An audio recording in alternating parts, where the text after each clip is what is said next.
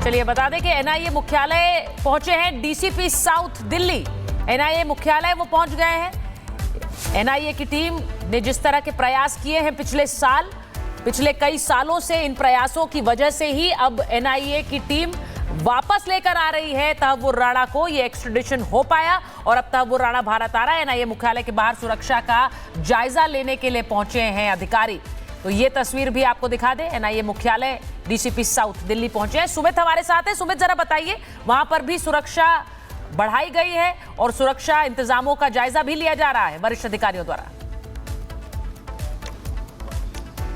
बिल्कुल, और एनआईए के दफ्तर के बाहर ठीक हम यहाँ पर मौजूद हैं और आप देखिए जो डीसीपी साउथ है वो इस वक्त आपको यहाँ पर नजर आएंगे, जो इस वक्त पूरी तरीके से जायजा इस वक्त ले रहे हैं, क्योंकि पूरी तरीके से एनआईए का जो ऑफिस है, जो हेडक्वार्टर है, उसका पूरा जो रास्ता है उसे ब्लॉक किया गया है। और अब कुछ ही घंटे, क्योंकि 12 बजे से 1 बजे का वक्त ये बताया जा रहा है कि जब लैंड यहाँ पर वो स्पेशल प्लेन हो सकता है जिसमें तहव्वुर राणा को लेकर एनआईए की टीम भारत आ रही है। पालम एयरपोर्ट या फिर हिंडन एयरबेस, दोनों जगह से कहीं पर भी उसको लैंड अगर करवाया जाता है तो उसके कुछ ही देर के बाद सीधा एनआईए की जो टीम है उसे लेकर यहां पर पहुंचेगी। और पूरे रास्ते को कैसे ब्लॉक किया गया है और तमाम जो यहां पर पुलिस के जवान लगाए गए हैं उनके साथ जो है निर्देश खुद जो है वो डीसीपी की तरफ से दिए जा रहे हैं। यानी जो सुरक्षा है वो एनआईए ऑफिस की पूरी तरीके से बढ़ा दी गई है, क्योंकि बड़ी जानकारी है कि जब ये बात कही जा रही है कि जब उसे रखा जाएगा तहव्वुर राणा को, उसे तिहाड़ जेल रखा जाएगा या फिर एनआईए के इस दफ्तर में, क्योंकि पूरी तरीके से जो सुरक्षा है एनआईए दफ्तर की बेहद कड़ी है। और आपको यह भी बताऊं कि मेडिकल जो है वो भी एनआईए दफ्तर के यहां पर ही किया जाएगा। और जो इस तरीके का मूवमेंट इस वक्त यहां पर नजर आ रहा है, जिस तरीके से हलचल इस वक्त बढ़ते हुए नजर आ रही है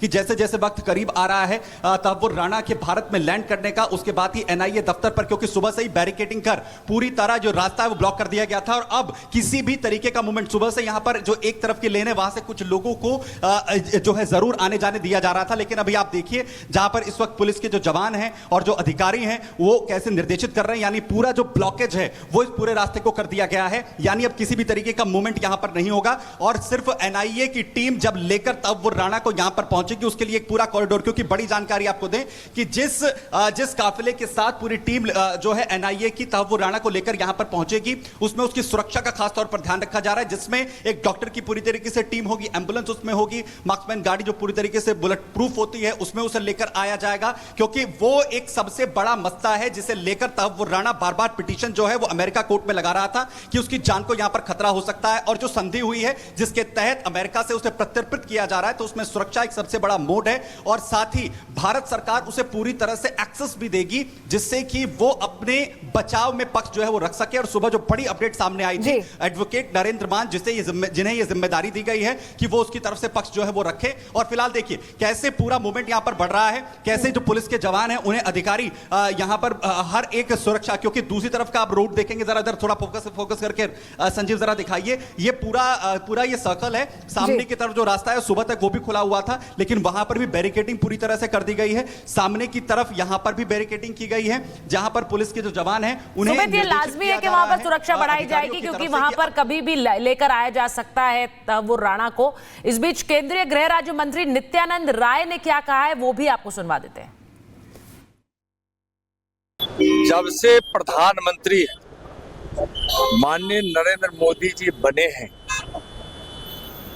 तब से देशद्रोहियों पर कड़ी नजर रखी गई है और माननीय प्रधानमंत्री आदरणीय नरेंद्र मोदी जी के नेतृत्व में और माननीय गृह मंत्री श्री अमित शाह जी के मार्गदर्शन में इस देश से आतंकवाद लगभग सफाया की ओर है।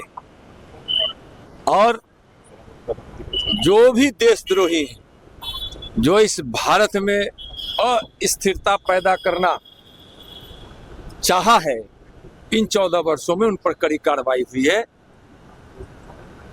और कोई देशद्रोही अब बचने वाला नहीं। तो नित्यानंद राय को आप सुन रहे थे जो इसे कूटनीतिक जीत बता रहे हैं और वाकई में बहुत बड़ा कदम है जो भारत की पहल से यहां संभव हो पाया है। लेकिन इसको लेकर पूर्व एनएसजी कमांडो सुरेंद्र सिंह भी क्या कह रहे हैं, उन्हें भी सुनिए। जब से जो ना इतना बड़ा हमला दुनिया में कहीं नहीं हुआ, इतने हमारे देश के और विदेशों के भी निर्दोष लोगों को उस हमले के अंदर मारा, और जिस बर्बरता के साथ मारा उसकी मैं दास्तान चैनल पर नहीं कर सकता हूँ। तो मुझे तो खुद जो है ना आज वही मंजर सामने नज़र आ रहा, रोंगटे खड़े हैं हो रखे हैं, और बहुत खुशी है एक ऐसे बड़े जो है ना आतंकवादी को मैं कहूँगा यहाँ लाया जा रहा है, और उसको जो है ना आज जब सज़ा मिलेगी, जब उसको फांसी लटकाया जाएगा, तो तब जो है ना देश के अंदर एक खुशी की लहर होगी, और ये आतंकवाद ही नहीं पाकिस्तान के मुंह के ऊपर भी तमाचा है। तो जैसा हमने आपको बताया कि तहव्वुर राणा को तकरीबन 12 से 1 बजे के बीच भारत लाया जा सकता है, लेकिन अभी जो जानकारी आ रही है उसके मुताबिक अलग अलग जगह जहां पर तहव्वुर राणा को आज ले जाया जाएगा वहां सिक्योरिटी अलर्ट्स हैं और लाजमी है वो। यूके देवनाथ जी, जिस तरह से ये तस्वीरें भी आ रही हैं, एक गुनहगार जिसे भारत वापस लाया जा रहा है, गुनाहों का हिसाब करने के लिए भारत लाया जा रहा है, लेकिन इन सबके बीच इंपॉर्टेंट है कि तहव्वुर राणा को भारत पाकिस्तान को इंटरनेशनल प्लेटफॉर्म पर बेनकाब करने के लिए किस तरह इस्तेमाल करेगा। देखिए, भारत को एक गोल्डन अपॉर्चुनिटी मिली है कि पाकिस्तान का जो असली शक्ल है, काला चेहरा है, उसको दुनिया के सामने बेनकाब करे।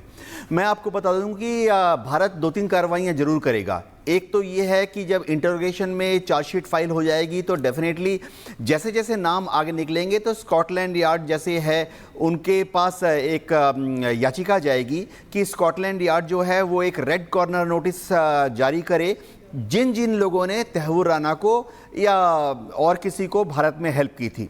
एक और बहुत महत्वपूर्ण एंगल ये हमें याद रखना पड़ेगा कि जब 26/11 का हमला हुआ तो इजराइल के नागरिक भी हताहत हुए थे। इजराइल के एक हॉस्टल पर ज्यूज के एक हॉस्टल पर हमला हुआ था। तो इजराइल की सरकार बहुत पैनी नज़र रखी हुई है। मेरे ख्याल से मोसाद ने ऑलरेडी भारत की इंटेलिजेंस एजेंसीज के साथ अपनी दरख्वास्त दे दी होगी कि मोसाद को भी एक मौका दिया जाए तहव्वुर राणा को इंटरोगेट करने का। मोसाद के पास काफ़ी तरीके हैं। ब्रेन मैपिंग करने में मोसाद दुनिया में जानी मानी एजेंसी है। यानी ना मार ना पिटाई ना बिजली के झटके, बस ब्रेन के ऊपर कुछ इलेक्ट्रोड लगा देते हैं और उससे ही भांप लेते हैं कि वो जो बोल रहा है वो सच हो या कि झूठ बोल रहा है। इंग्लैंड की MI5 MI6 भी काफ़ी इंटरेस्टेड होगी क्योंकि उनको मालूम है कि बड़ी तादाद में पाकिस्तानी और शायद कुछ अवांछनीय पाकिस्तानी इंग्लैंड में रहते हैं और वहाँ खलबली मचाते रहते हैं। तो तहव्वुर राणा के इंटरोगेशन से पता लगा कि उसके तार कहाँ कहाँ थे। क्या उसकी फंडिंग काफ़ी हद तक लंदन से आ रही थी? जाहिर बात है, हमें पता है कि बड़ी तादाद में पाकिस्तानी जो कि इंग्लैंड में, लंदन में अलग अलग जगह पर सेटल हैं, वो अपने हिसाब से दान देते हैं। वो दान का पैसा चैनलाइज होते होते हवाला के रास्ते से या आजकल तो क्रिप्टो करेंसी के रास्ते से इन आतंकवादी संगठनों को पहुंच जाता है। तो इंग्लैंड की इंटेलिजेंस एजेंसी भी चाहेंगी कि उनकी दरख्वास्त ऑलरेडी मेरे ख्याल से गृह मंत्रालय में पहुंच चुकी है कि उनको भी एक मौका दिया जाए इसके साथ तहव्वुर राणा को सवाल पूछने का।